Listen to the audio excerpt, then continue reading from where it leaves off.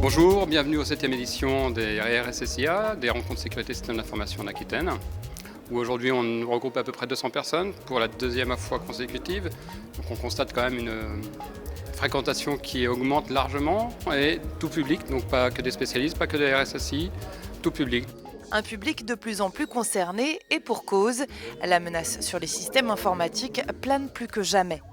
Au troisième trimestre 2014, 300 millions de logiciels malveillants, un accroissement de 76% par rapport à 2013, donc il y a un peu un accroissement exponentiel. Face à ce phénomène, le CLUSIR, le Club de la sécurité de l'information régionale d'Aquitaine, présente donc une quinzaine de conférences. L'une d'elles est particulièrement orientée vers les opérateurs d'importance vitale, les OIV.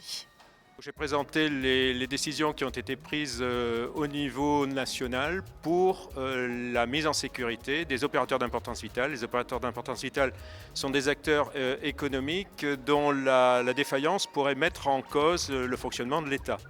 Et les mesures consistent à surveiller les réseaux et à mettre en place des mesures de sécurité supplémentaires. Ces mesures de sécurité, certaines entreprises en sont les spécialistes. Elles ont développé des solutions adaptées. Nos solutions sont des solutions de sécurisation de la donnée et du réseau qui peuvent s'apparenter à des firewalls. Nous sommes le créateur des firewalls Stateful, plus de 20 ans de présence depuis la date de création de Checkpoint. La solution Walix Admin, donc nous sommes actuellement sur la version 4.3, permet de répondre à des problématiques sur la partie traçabilité, gestion des accès, l'enregistrement des sessions.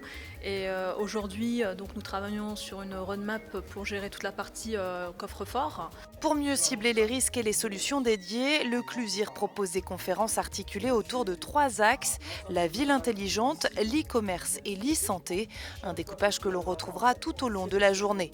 Qu'on soit dans le milieu bancaire, qu'on soit dans le milieu de la santé, des OIV, mais on se doit d'avoir un minimum de traçabilité et de savoir exactement ce qui se passe sur les fameux équipements critiques.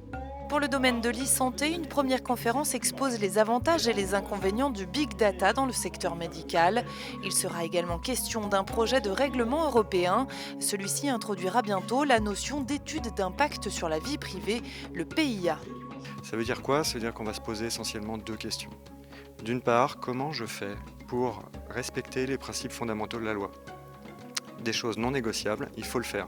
Informer les personnes concernées, le cas échéant obtenir leur consentement, leur permettre d'exercer leurs droits. L'autre moitié du PIA, c'est une étude de risque sur la vie privée.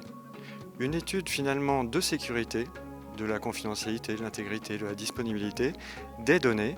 Pourquoi? Pour étudier tous les cas où il peut arriver des problèmes à la vie privée des personnes concernées.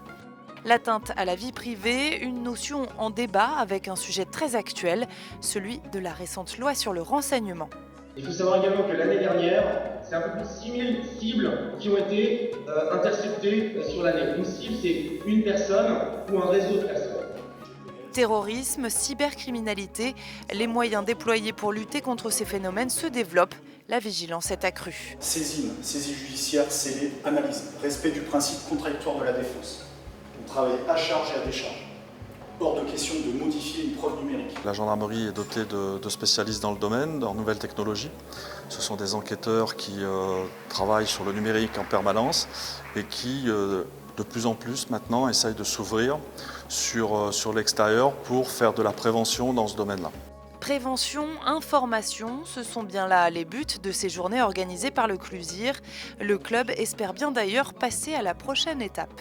Par rapport à la demande, par rapport à l'évolution sociale qu'il y a aussi et la demande de plus en plus d'acteurs, on arrive à la limite de notre structure associative et de nos moyens. Donc on réfléchit à travailler à des conventions avec d'autres acteurs, d'autres associations du numérique pour tout simplement développer l'aspect plus organisationnel ou logistique de ce type d'événement. Ces rencontres ont donc de l'avenir. Le CLUSIR nous donne rendez-vous l'an prochain pour de nouvelles découvertes.